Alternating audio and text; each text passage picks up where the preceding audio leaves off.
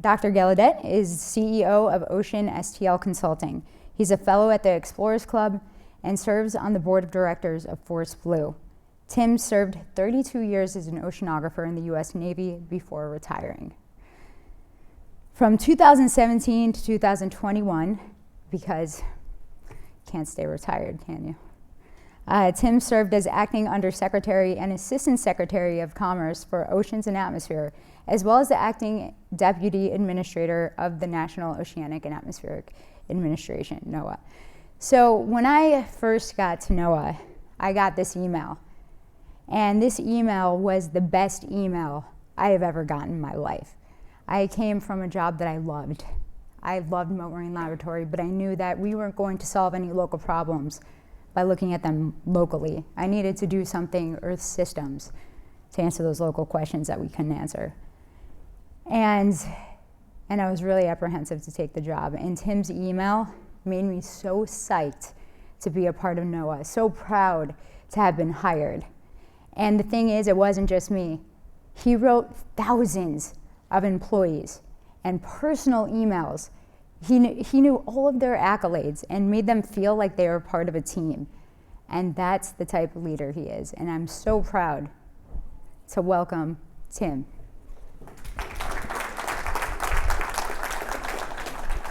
Thank you, Tracy. That was very gracious of you. And I love your snaggletooth shark necklace. And we matched, by the way. How about that? Let's get a photo.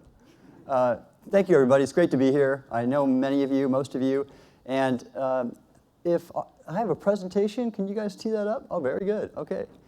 Thank you, ma'am. All right.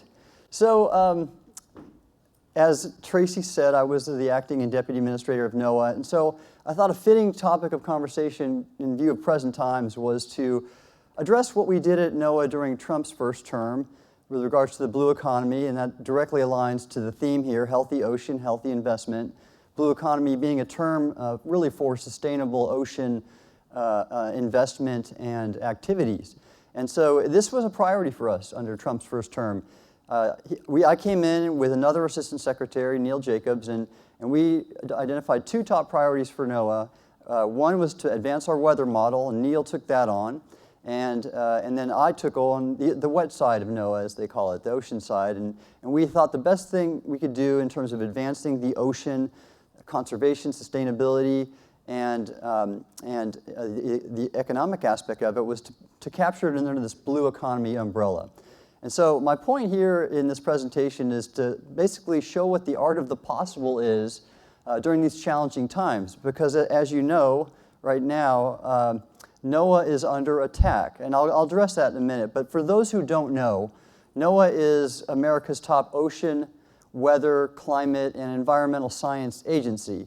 And in a nutshell, it has 20,000 employees, 7,000 of which are contractors. They do all sorts of really amazing missions. There's ocean mapping and charting. There's fisheries management. There's atmospheric and climate science and research.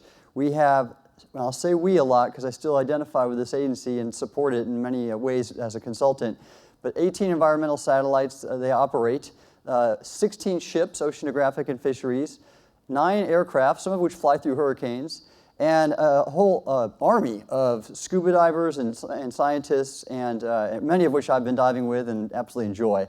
And they cover really every geographic area of the planet with a physical presence from American Samoa all the way to Puerto Rico and as far north as Utqiagvik and on the north slope of Alaska down to the Caribbean in the Flower Garden Banks.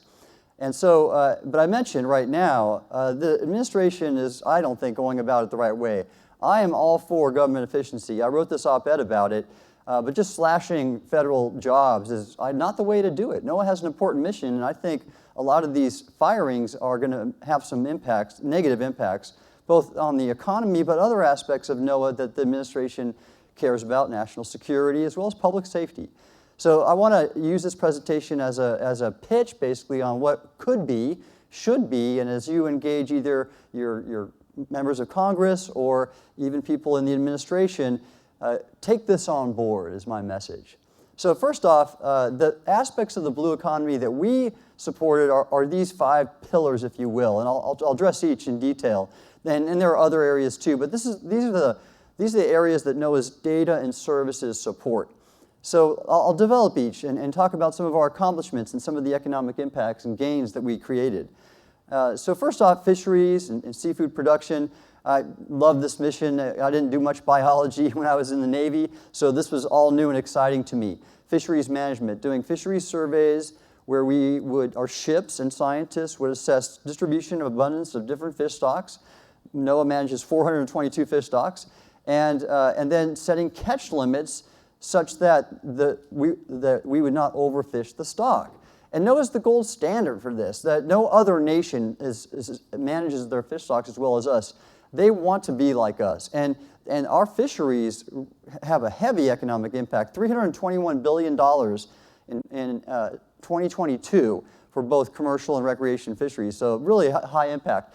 And this lower right picture is a really cool one because I got to know the folks on the NOAA ship Oregon too, and they would do an annual shark survey in the Gulf of Mexico. So you see them bringing aboard a big thresher, and they would pull in hammerheads and tiger sharks, and I got to know some of the folks, these shark wranglers, and then just a really, really neat mission. You'll see my excitement for everything NOAA does is really hard to limit. But one of the advances we made was the Seafood Executive Order that we had President Trump sign. Late in the game, Commerce Department wasn't really helpful. We had to kind of go around them. Basically, I went around them and went to the Domestic Policy Council to get it approved. But ultimately, this was a way to advance our fisheries and a number of aspects of it. First off, we wanted to expand aquaculture opportunities because we're pretty much at the limit of sustainable fisheries right now, and to really grow our seafood production and reduce the trade deficit, which we have still today is $20 billion, not a good place to be when we have really some of the largest and most healthy fisheries on the planet. Why we have a trade deficit is beyond me, but and President Trump actually signed another executive order very recently, last week, extending this one and building on it, but ultimately growing aquaculture through NOAA's data and services. So we set up these things called aquaculture opportunity zones, where we would streamline the permitting for aquaculture, and in areas that the environmental conditions would make for the impact to be minimal in terms of the waste and whatnot that aquaculture pens generate. That was an aspect of the executive order. Then there was a key component to counter illegal fishing. This is an op-ed I wrote about China and all their harmful and negative environmental practices, and how NOAA is really a counterweight to those in so many areas, whether it be air quality, water quality, coral reef conservation. Good to see you, Tamara. But for fisheries and countering illegal fishing, this is a key component of the executive order, and this is still a big issue. And in fact, our ability to manage and prevent illegal fishing is something that other nations view as an advantage, and that makes them want to partner with us, especially in the Pacific. And then another important aspect was international collaboration. And so during COVID, we signed an agreement there with the president of Palau to partner with sanctuaries. They have a sanctuary, we have a marine sanctuary in American Samoa, and so we signed a partnership, and then we thought that was important from both a conservation standpoint as well as a fisheries management, because coral reefs was the main effort of this, are nurseries for our fisheries. So that was an aspect of it, and a key gain, because this is one of these allies, Palau, that we want to keep on our side, and serves as a buffer and a counterweight to China. And then trade. See, trade is all up in the news now with tariffs and whatnot, but our seafood trade strategy was a key part of that too. Again, reducing the seafood deficit. I wrote a piece on this, and when I talk about illegal fishing, Russia is another perpetrator, and actually the administration acted on this and have put in some seafood restrictions on trade. I mean, why we import anything from China and Russia is ridiculous, and I'm glad at least the new executive order addresses that.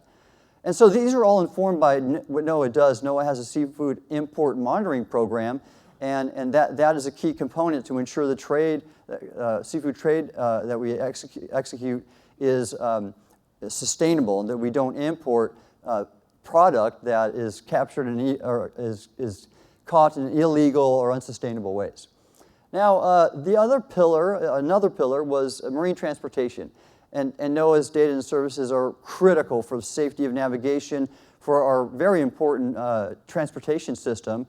90% of global trade is through the sea lines of communication. So really important for our economy. And when you talk about seaports, shipping and seaports contribute to 1/4 of U.S. GDP.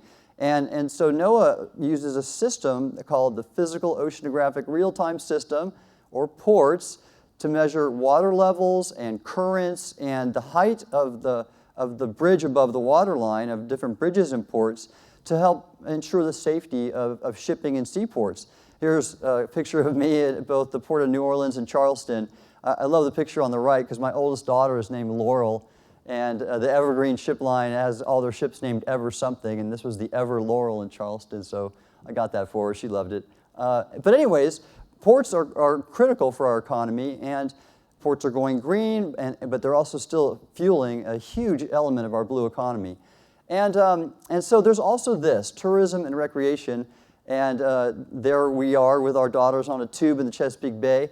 And this is one of the really most exciting things about the blue economy to me, is there's so many diverse aspects of the outdoor tourism and recreation industry.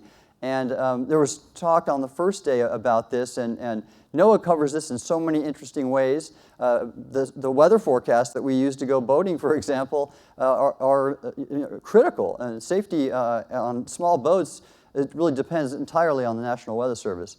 But there are things like recreational fishing. This is my oldest daughter, Laurel, the one I mentioned, fishing out of Fort Lauderdale. And recreational fishing is such a huge part of our culture. You go to the Gulf Coast, and red snapper, it is a thing. Does anybody here live on the Gulf Coast? There you go, that's right. And so you know this. And so recreational fishing, giant part of our economy, and as are marine sanctuaries. So this is my youngest daughter, Cedar, at Mallows Bay National Marine Sanctuary. An accomplishment, again, under Trump's first term, we designated the first marine sanctuary in 20 years. And my teammate Jim at Forest Blue, we've done a mission there, the first mission of the Forest Blue Tour of Duty, a partnership with NOAA Sanctuaries.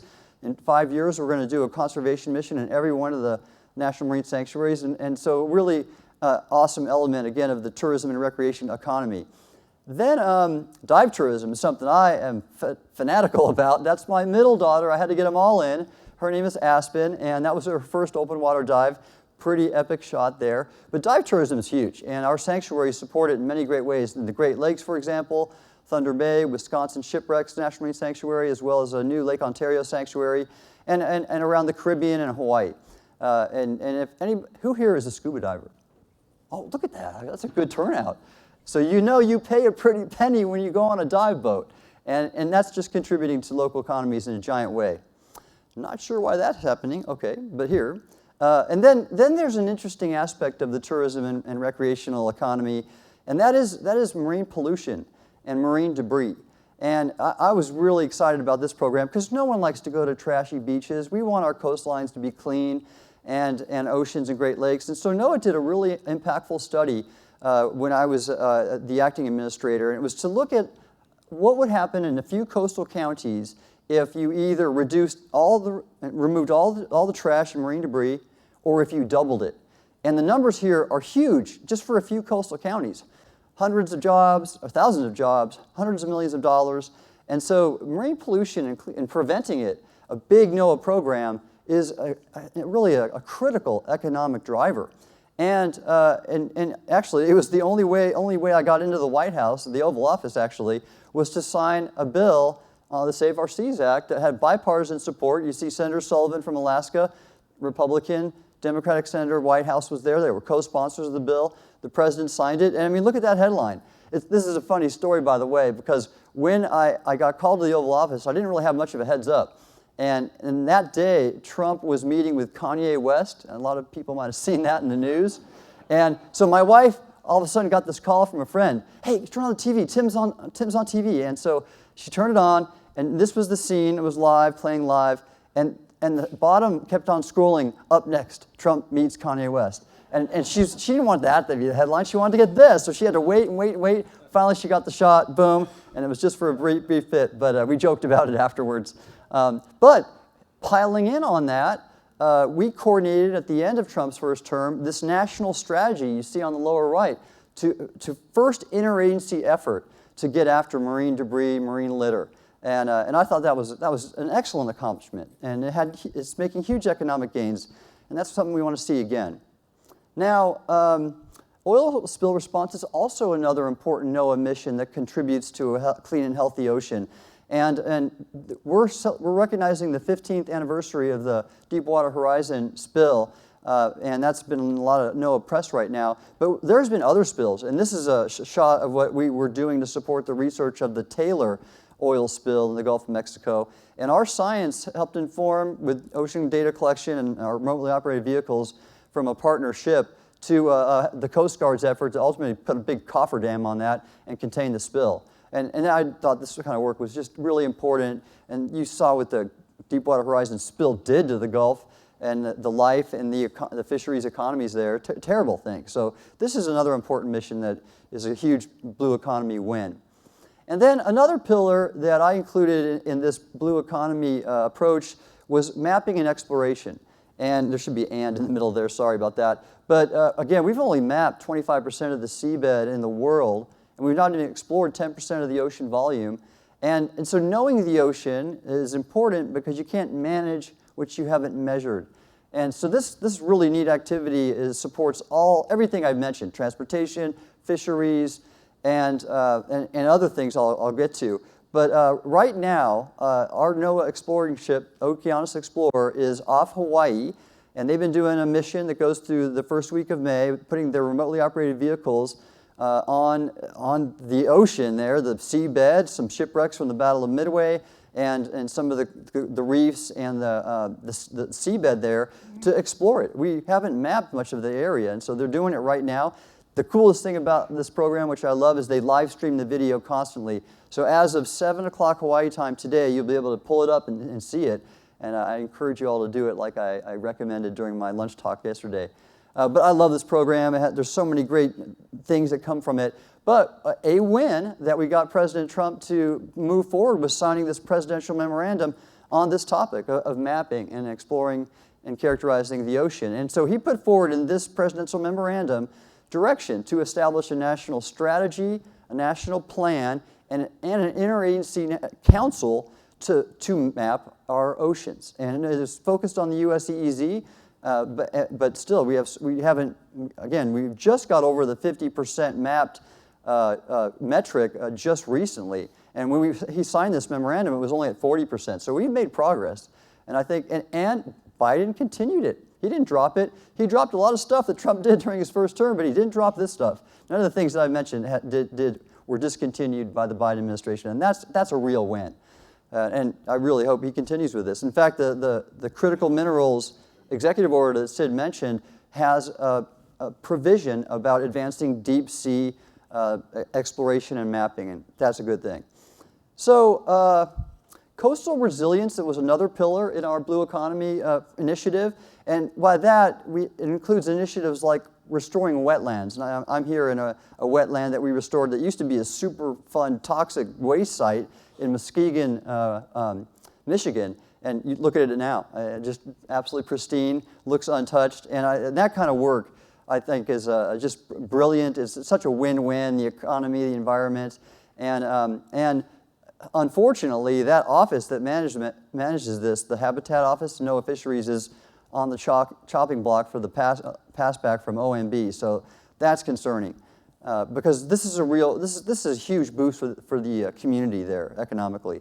And wetlands also are critical in terms of resilience because they are barriers for storms and inundation. Now, another barrier to storm inundation are coral reefs. And people on the Gulf Coast know this well, and certainly Florida especially. But, and that's me, by the way, I can't resist putting dive pictures in here. But this is at the Flower Garden Banks National Marine Sanctuary, where Force Blue is going to do a mission this year. And that's the conditions you're going to see there, Jim, and just fantastic. And but one of my great favorite jobs as the acting administrator was to be the co-chair of the U.S. Coral Reef Task Force. I mean, what a great job. I mean, that was awesome. So we had a meeting in the Republic of Palau, and it was at that meeting in 2019 that we identified that there was this thing in the Caribbean called stony coral tissue loss disease. If you think bleaching is bad, at least some corals can recover from a bleaching event.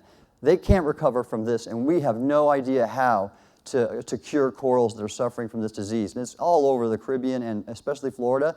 And so we identified and developed this strategy right here to prevent the spread, to contain it, and make sure it didn't get into the Pacific. And so that strategy turned out to be another plan that NOAA is implementing right now. Again, it was continued after we left, and it's doing great good for our coral reefs. And so another coastal resilience area that's a little bit on the dry side, mostly for NOAA, is weather forecasting. Weather forecasting and prediction and warnings are key to coastal resilience activities. And so I've written a couple op-eds on this, really more than a dozen. But to go at what Glenn talked about was the private sector is stepping up. And I don't think when there's this talk of Project 2025 and privatizing the Weather Service or NOAA satellites, that is, I mean, if it's done across the board, I can't say that's smart or well thought, because we don't want to interrupt services. But NOAA can gain by partnering with the private sector, just as we're seeing in the ocean areas of NOAA's mission. There are just great advances with satellites, commercial satellites. Glenn talked about this too. Commercial satellites were not a thing when I first came to NOAA, but now they are. And so, and NOAA is indeed partnering with the private sector in a good way for both weather and satellites, and I think that's great. And so, by the way, and this is I went to as many local weather forecast offices as I could. I'm at Alaska, and that's the thing, is that really trying to outsource everything that NOAA does is not going to be the right answer, because there's a local service component and relationship that these offices have with communities. And every community has its own weather thing. I was a meteorologist in the Navy, and I know this really well. It could be, in Alaska, one of the big things is when the rivers break up in the spring. And predicting that is a very important public safety issue.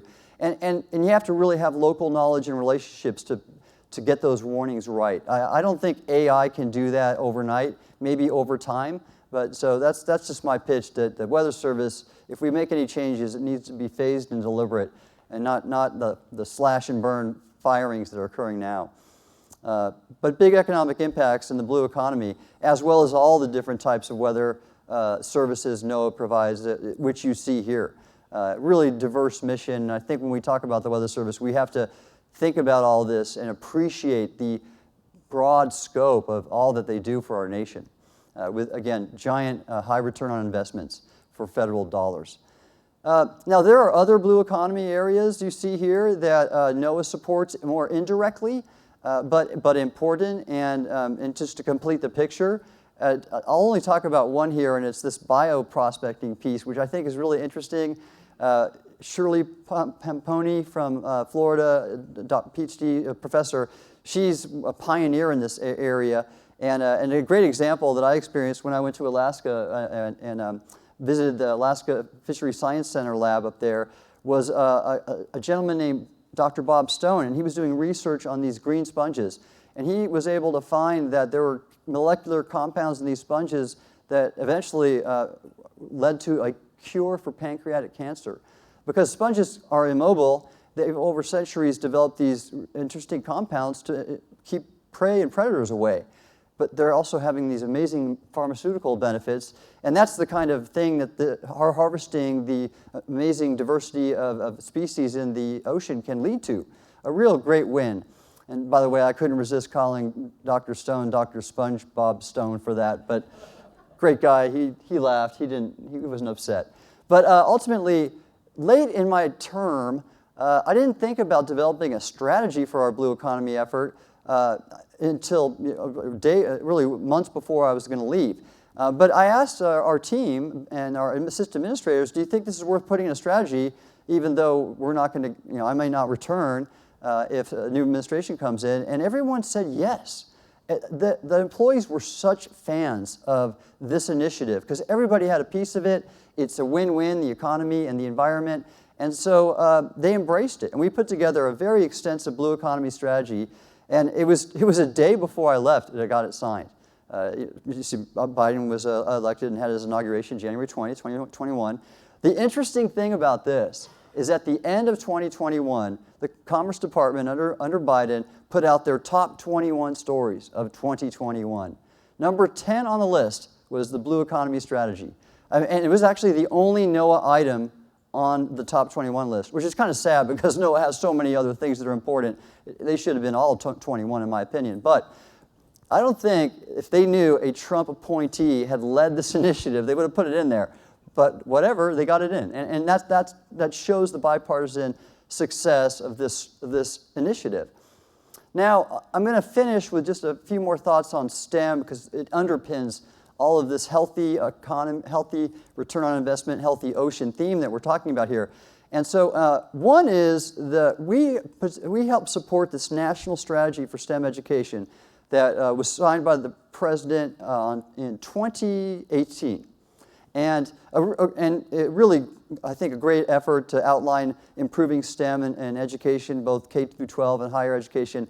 And I use this picture of me diving at the National Aquarium as an example because what happened during that time, I was invited by John Racanelli to go up there in Baltimore, and I was thrilled. I mean, I knew the exhibit. I'd be diving in the Atlantic coral reef exhibit, and I've been there and seen it, and the reef fishes there are amazing. There are sharks, there are turtles, and I was just very excited. And then it didn't dawn on me until I was diving and looked in the window that the main point of the aquarium is not the fish, it's those kids that were waving at me. That's the point of this. It's educating and inspiring, a mission that Force Blue does superbly, as does NOAA. And by the way, my wife was a Navy diver, and she continues to scold me because my octopus regulator is unsecured in this photo. It looks very, very poor form if you're a diver, but whatever. I thought it was a fun picture. And she's right, by the way. But this was a great success, STEM education, and I think the administration needs to continue it. And it's a shame that the Office of Education in NOAA is also on the chopping block in the OMB passback. That doesn't need to be, it shouldn't be. And then, but what is continuing, and I'm glad for this, is that I saw, and we're talking about government efficiency, that NOAA was doing a lot of good work in science and technology, but it wasn't coordinated across the line offices. And so that was, by very nature, inefficient. And take drones, for example, uncrewed systems, the upper right there, or left. There were offices that were all just basically hobby shopping their use of drones, aerial, surface, subsurface, but none of them were coordinating the procedures, the protocols, and the data. And so what I put together are these strategies for these different types of S&T areas: drones or uncrewed systems, artificial intelligence, omics, which is bioinformatics, data, cloud, and citizen science. And what we did in these strategies is we made NOAA offices work together and coordinate and share data and just become more efficient and advance these transformative technologies areas to optimize NOAA's mission and performance and really make an impact in a way that saves costs. And so this is still continuing under NOAA. When I left, you could still see it in different NOAA requests for proposals of using these different S&T areas, and that's a great thing. And so my pitch is that basically the government shouldn't be firing people randomly. They should be using the playbook that we put in place during Trump's first term to find the efficiencies they're looking for. That's just a much smarter way. Another pitch I'll make is this, that so one of the things that really disturbs me right now is that there is this total antagonistic approach to the federal workforce by the administration, just total disrespect. And when does that ever, make for a productive outcome? Tracy knows me. I'm all about collaboration and support and positivity. It's my leadership philosophy. And so what I did often is I engaged our workforce every day, and one of the results was this article that we published in the Journal of Ocean Technology during COVID about how these technologies were allowing us to advance our mission even when things were really hard. And I published it with 6 NOAA employees. 5 of them were women, you see, and 4 of them have PhDs. And I think that's the kind of relationship these appointees should be having with our workforce, not what's happening today. I'll finish with 3 short examples of these technologies advancing the blue economy. First off, I mentioned AI for safe seaport operations. That's the team that runs the port system, the NOAA Center for Oceanographic Products and Services down there. Great people in Chesapeake, Virginia. And there's a little graphic at the bottom left about the current data and the water level data that's used. And talk about impact. When we saw the ship strike the Key Bridge in Baltimore last year, and that devastating impact to the port, you could have that every day if NOAA didn't provide this important product and services. And I've done this. I've navigated an aircraft carrier or helicopter carrier under the Coronado Bridge, and if you didn't have the height right, you could strike the bridge of the height of the water level. So we used that, and it was just critical to safety for both our ship and the infrastructure. So and now we're using AI to quality control the product. It used to be done manually not long ago, which is having to look at every data point by eye, which is ridiculous. But that was happening, and this great research scientist named Dr. Greg Dusek put in place an AI algorithm to clean it up, and I think that's just really another high return on investment effort for technology. Omics, I mentioned, I won't go into because there's a lot of technical detail that it takes time to talk about, but ultimately this bioinformatics area includes genomics, transcriptomics, metabolomics, and our NOAA biologists are applying it in all these great ways to support our fisheries, the aquaculture priority I mentioned, water quality monitoring, and others. And it's just a really, really interesting area, and I loved getting to learn about that and advance it.